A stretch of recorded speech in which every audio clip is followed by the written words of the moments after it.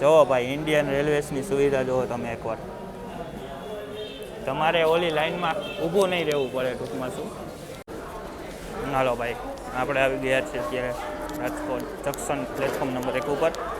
આપણી જે ટ્રેન છે દ્વારકાવાળી એ અત્યારે પ્લેટફોર્મ નંબર 4 ઉપર ઊભી છે. ચાલો આપણે બોર્ડ કરીએ એને. જો ભાઈ આ આવી ગઈ આપણી દ્વારકા જવાની લોકલ ટ્રેન.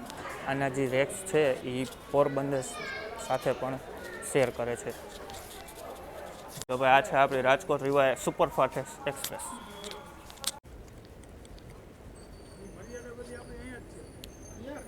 હાલો ભાઈ, આપણું લોકોમોટિવ આવી ગયું છે ઇલેક્ટ્રિક સાથે.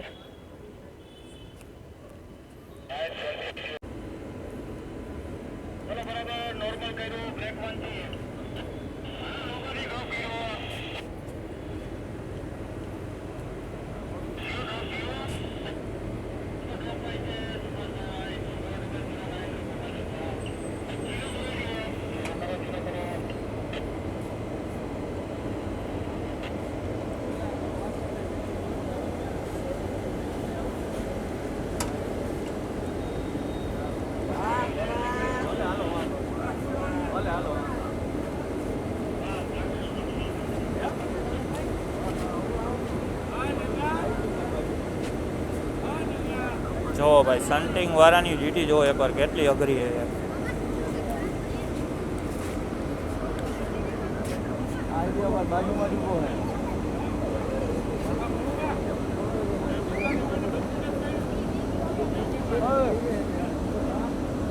વાત કરી ભાઈ ના પાડે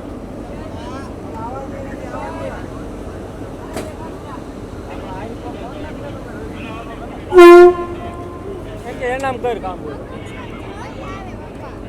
ચાલો ભાઈ આપણું સન્ટિંગ થઈ રહ્યું છે.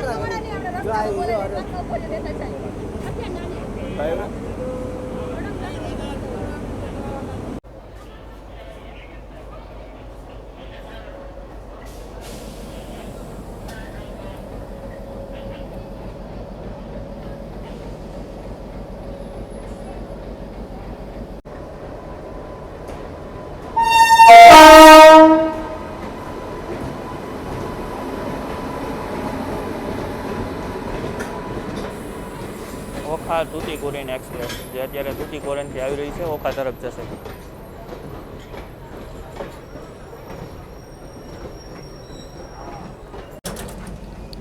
ચાલો ભાઈ આપણું ડિપાર્ચર થઈ ગયું છે રાજકોટ જંકશનથી.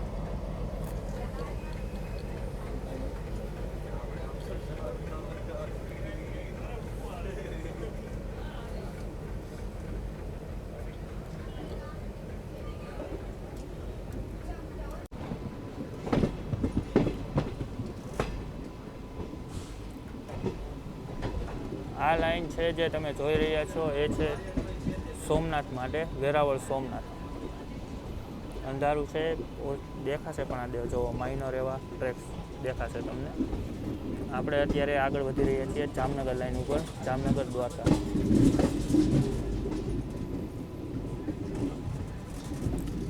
તો ભાઈ આ છે આપણા રાજકોટ ડિવિઝનનો વોશિંગ પ્લાન્ટ એરિયા.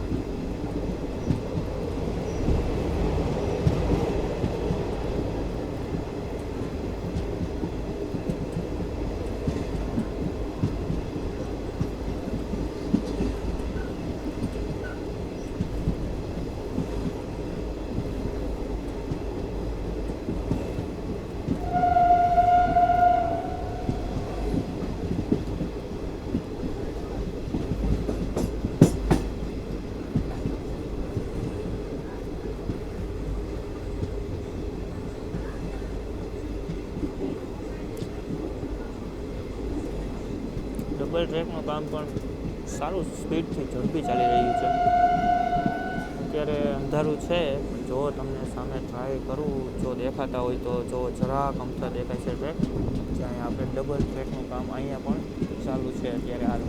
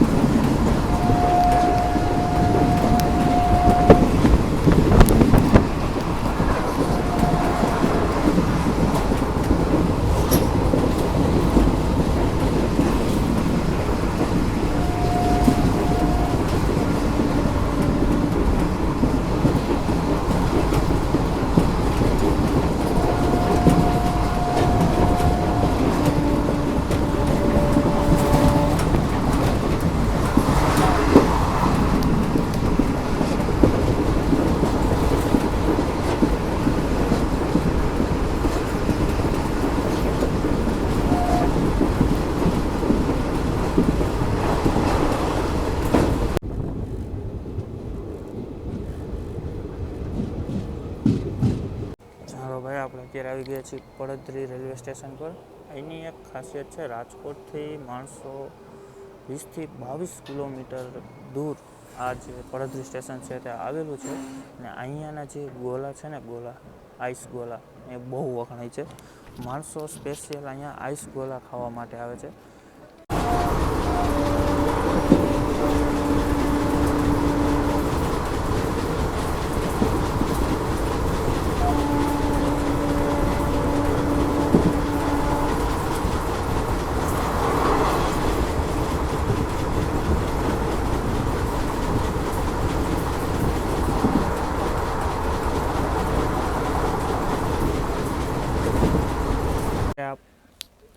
અત્યારે આપણને ચણોલ સ્ટેશન ઉપર સ્ટોપ આપેલું છે, કેમ કે અત્યારે આપણને ક્રોસિંગ થશે ઓખા સોમનાથ એક્સપ્રેસનું 1952.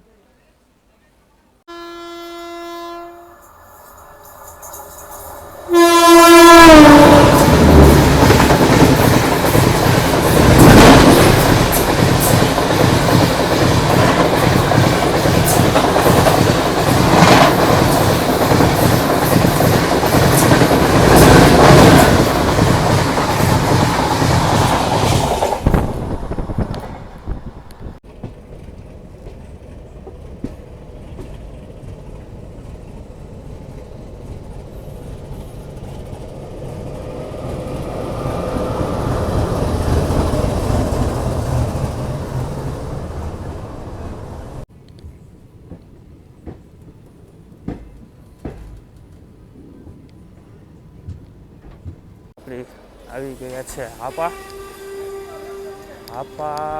જ્યારે ડીઝલ એન્જિન જ્યારે હાલતા રોડ ઉપર, ત્યારે અહીંયા ડીઝલ ફિલિંગનું કામ થતું હતું.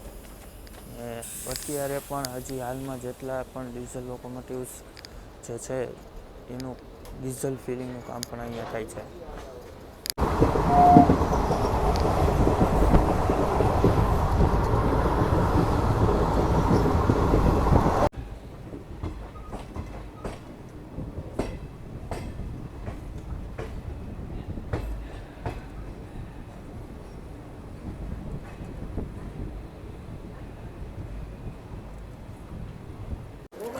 ચાલો ભાઈ, આપણે હવે પહોંચી ગયા છીએ જામનગર, જે મિલિટરી એરબેઝ ટ્રેનિંગ માટે જાણીતું છે, પણ હાલ અત્યારે બંધ થઈ ગયું છે ને.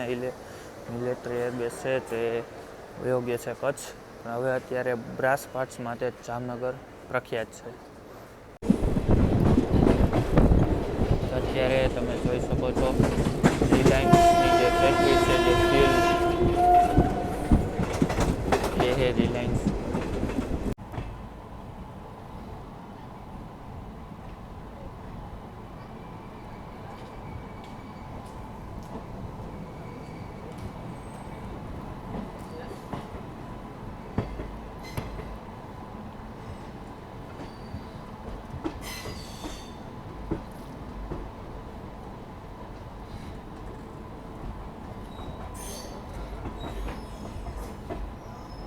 અત્યારે આપણે આવી ગયા છીએ કાનાલુસ જંકશન પર.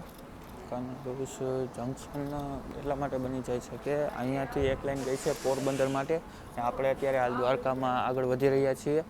અને એક લાઈન જે આપણે આવ્યા જામનગરથી, એટલે એના માટે આ કાનાલુસ જંકશન રેલવે સ્ટેશન બની જાય છે.